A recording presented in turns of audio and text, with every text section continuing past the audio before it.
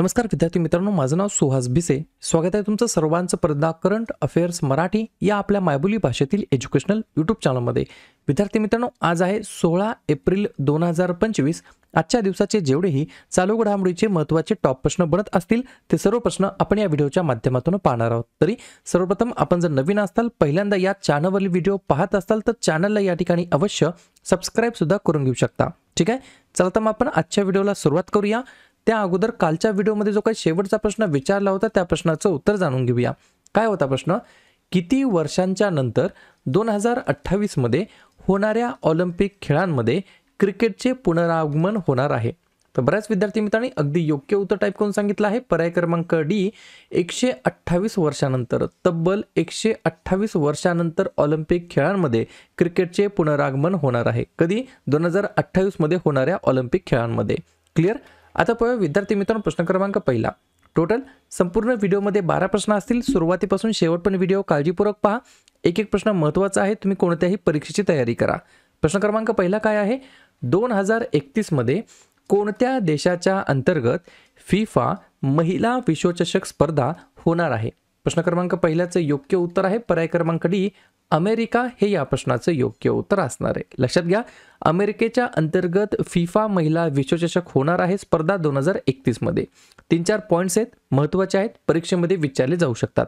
जसं की 2035 मध्ये फिफा महिला विश्वचषक होणार आहे युनायटेड किंगडम या ठिकाणी.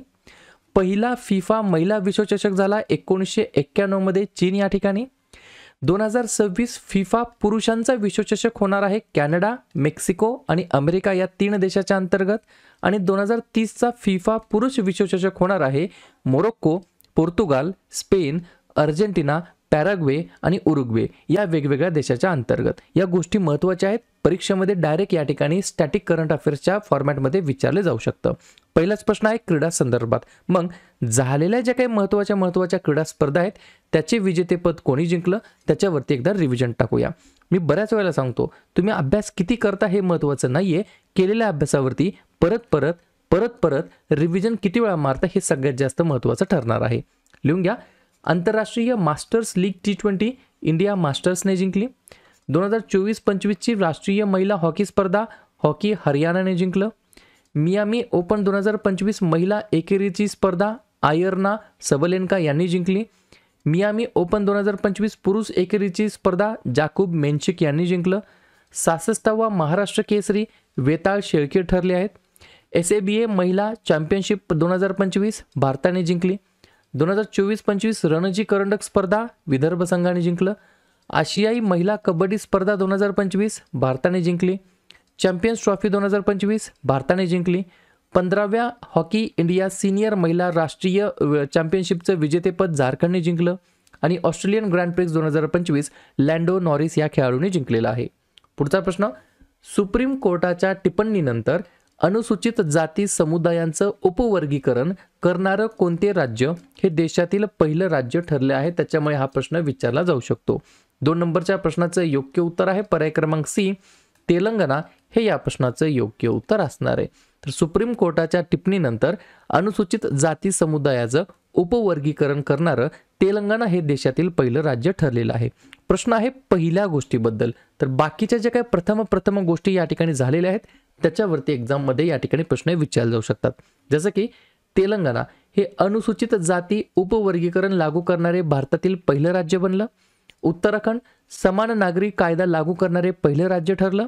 महाराष्ट्र एकात्मिक राज्यस्तरीय cyber command and control centre सुरू करणारं पहिलं राज्य ठरलं. मध्य प्रदेश विद्यार्थिनींना सॅनिटरी नॅपकिन खरेदी करण्यासाठी पैसे देणारं देशातील पहिले राज्य ठरलं. Sikkim AI traffic management system असणारे देशातील पहिलं राज्य ठरलं. महाराष्ट्र $500 अब्ज अर्थव्यवस्थेचा टप्पा ओलांडणारे भारतातील पहिले राज्य ठरलं.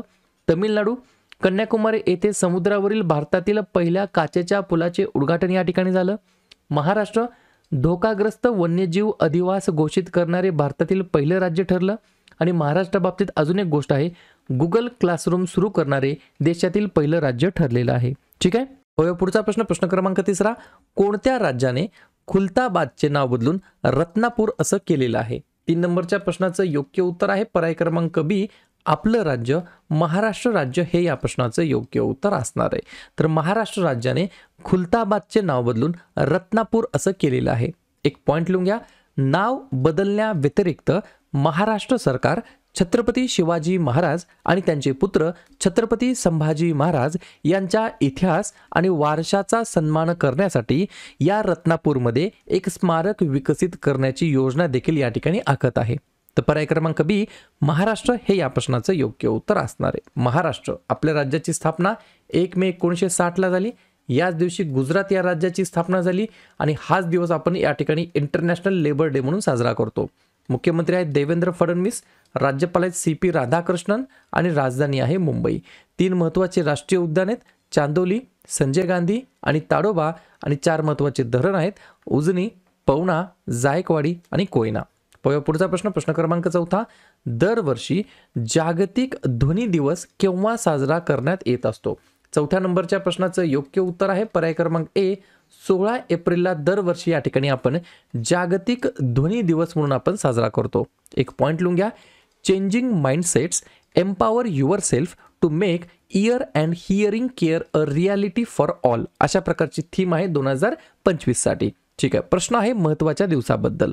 तर लगेच काय करूया, एप्रिल महिन्यातील जेवढेही महत्त्वाचे दिवस असेल त्याच्यावरती आपण एकदा रिव्हिजन टाकूया. लिहून घ्या. 1 ते 7 एप्रिल अंधत्व प्रतिबंध सप्ताह. 2 एप्रिल आंतरराष्ट्रीय बाल पुस्तक दिवस. 4 एप्रिल खान जागृतीसाठी आंतरराष्ट्रीय दिवस. 5 एप्रिल राष्ट्रीय सागरी दिवस. 7 एप्रिल जागतिक आरोग्य दिवस. 9 एप्रिल जलसंधारण दिवस. 11 एप्रिल महात्मा ज्योतिबा फुले यांची जयंती आणि जागतिक पार्किन्सन दिवस याच दिवशी असतो. 13 एप्रिल जालियनवाला बाग स्मृती दिवस. 14 एप्रिल डॉक्टर बाबासाहेब आंबेडकर यांची जयंती. 15 एप्रिल जागतिक कला दिवस आणि जागतिक सांस्कृतिक दिवस. 16 एप्रिल जागतिक ध्वनी दिवस. 18 एप्रिल आंतरराष्ट्रीय स्मारके व जागा दिवस तसेच जागतिक वारसा दिवस देखील असतो. 21 एप्रिल भारतीय नागरी सेवा दिवस. 22 एप्रिल जागतिक पृथ्वी दिवस. 23 एप्रिल जागतिक पुस्तक दिवस आणि इंग्रजी भाषा दिवस. 24 एप्रिल भारतीय पंचायती राज दिवस. 25 एप्रिल जागतिक मलेरिया दिवस. 26 एप्रिल जागतिक बौद्धिक मालमत्ता दिवस आणि 29 एप्रिल आंतरराष्ट्रीय नृत्य दिवस. ठीक आहे. पुढचा प्रश्न क्रमांक 5. 8व्या क्रमांकाची एशियन इंडिया वस्तू व्यापार करार या ठिकाणी संयुक्त समिती बैठक कोठे आयोजित करण्यात आलेली आहे? तर नवी दिल्ली हे या प्रश्नाचं योग्य उत्तर असणार आहे. पर्याय क्रमांक डी फॉर दिल्ली हे या प्रश्नाचं योग्य उत्तर असणार आहे. तर नवी दिल्ली या ठिकाणी 8व्या क्रमांकाची एशियन इंडिया वस्तू व्यापार करार या ठिकाणी संयुक्त समितीची बैठक आयोजित करण्यात आलेली होती. पुढचा प्रश्न, रिंदिया नावाचं या ठिकाणी एक प्रोडक्ट आहे. कोणत्या राज्यातील हे एक हातमाग उत्पादन आहे ज्याला GI टॅग देण्यात आलेला आहे? तर पर्याय क्रमांक सी मेघालय हे या प्रश्नाचं योग्य उत्तर असणार आहे. तर वस्त्रोद्योग या क्षेत्रातील रिंदिया नावाचं एक हातमाग प्रोडक्ट आहे, उत्पादन आहे. त्याला या ठिकाणी जिओग्राफिकल इंडिकेशन जे काय सर्टिफिकेशन आहे ते या ठिकाणी देण्यात आलेलं आहे आणि जे मेघालय राज्यातील या ठिकाणी बिलॉंग करतं त्याच्याशी रिलेटेड आहे.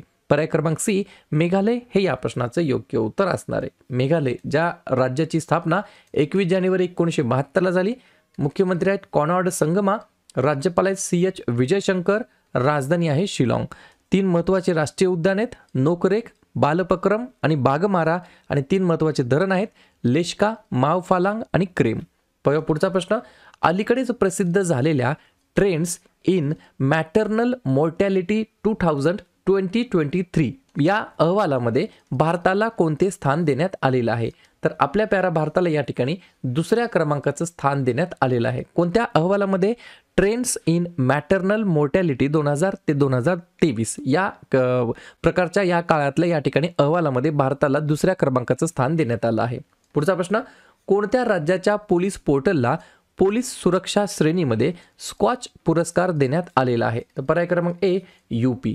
उत्तर प्रदेश हे या प्रश्नाचं योग्य उत्तर असणार आहे. तर उत्तर प्रदेश राज्याच्या पोलीस पोर्टलला पोलीस सुरक्षा श्रेणीमध्ये स्कॉच पुरस्काराने सन्मानित करण्यात आलं आहे.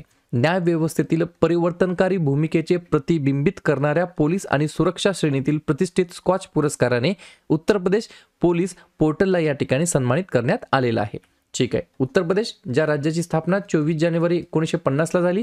मुख्यमंत्री आहेत आदित्यनाथ योगी, राज्यपाल आहेत आनंदीबेन पटेल आणि राजधानी आहे लखनौ.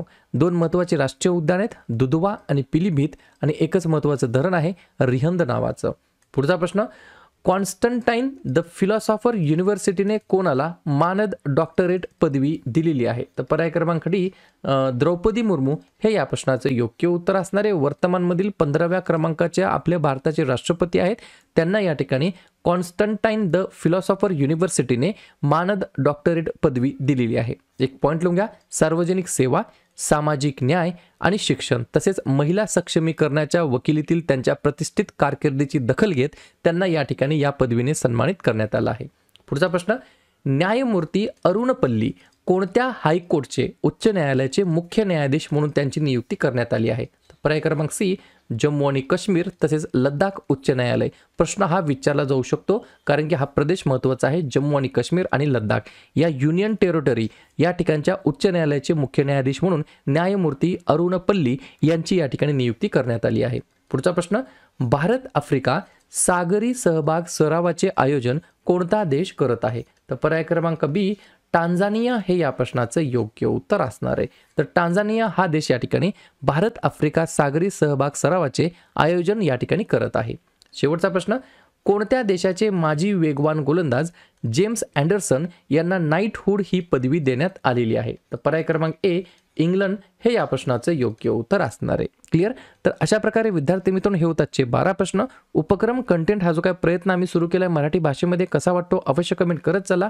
आणि तुमच्यासाठीचा आजचा खास प्रश्न, 2025च्या ब्युनस आयर्स येथील ISSF विश्वचषक स्पर्धेमध्ये भारताने एकूण किती पदके जिंकलेली आहेत? 5 पदके, 8 पदके, 9 पदके की 12 पदके? तर ज्या पण विद्यार्थ्यांनी या प्रश्नाचं योग्य उत्तर येत असेल त्या प्रश्नाचं उत्तर तुम्ही कमेंट बॉक्समध्ये देण्याचा प्रयत्न करा. प्रश्नाचं उत्तर चुकू द्या, बरोबर येऊ द्या, काहीच हरकत नाही. ट्राय करणं, प्रयत्न करणं सर्वात जास्त महत्त्वाचं आहे. आणि दुसऱ्या दिवशी येऊन आपण दिलेल्या प्रश्नाचं उत्तर हे बरोबर आले की चुकलं हे दुसऱ्या दिवशी येऊन चेक करणं, अभ्यासामध्ये कन्सिस्टन्सी मेंटेन ठेवणं हे सगळ्यात जास्त महत्त्वाचं ठरणार आहे. तर लगेच काय करूया, एप्रिल महिन्यातील जेवढेही महत्त्वाचे दिवस असेल त्याच्यावरती आपण एकदा रिव्हिजन टाकूया. लिहून घ्या. 1 ते 7 एप्रिल अंधत्व प्रतिबंध सप्ताह. 2 एप्रिल आंतरराष्ट्रीय बाल पुस्तक दिवस. 4 एप्रिल खान जागृतीसाठी आंतरराष्ट्रीय दिवस. 5 एप्रिल राष्ट्रीय सागरी दिवस. 7 एप्रिल जागतिक आरोग्य दिवस. 9 एप्रिल जलसंधारण दिवस. 11 एप्रिल महात्मा ज्योतिबा फुले यांची जयंती आणि जागतिक पार्किन्सन दिवस याच दिवशी असतो. 13 एप्रिल जालियनवाला बाग स्मृती दिवस. 14 एप्रिल डॉक्टर बाबासाहेब आंबेडकर यांची जयंती. 15 एप्रिल जागतिक कला दिवस आणि जागतिक सांस्कृतिक दिवस. 16 एप्रिल जागतिक ध्वनी दिवस. 18 एप्रिल आंतरराष्ट्रीय स्मारके व जागा दिवस तसेच जागतिक वारसा दिवस देखील असतो. 21 एप्रिल भारतीय नागरी सेवा दिवस. 22 एप्रिल जागतिक पृथ्वी दिवस. 23 एप्रिल जागतिक पुस्तक दिवस आणि इंग्रजी भाषा दिवस. 24 एप्रिल भारतीय पंचायती राज दिवस. 25 एप्रिल जागतिक मलेरिया दिवस. 26 एप्रिल जागतिक बौद्धिक मालमत्ता दिवस आणि 29 एप्रिल आंतरराष्ट्रीय नृत्य दिवस. ठीक आहे.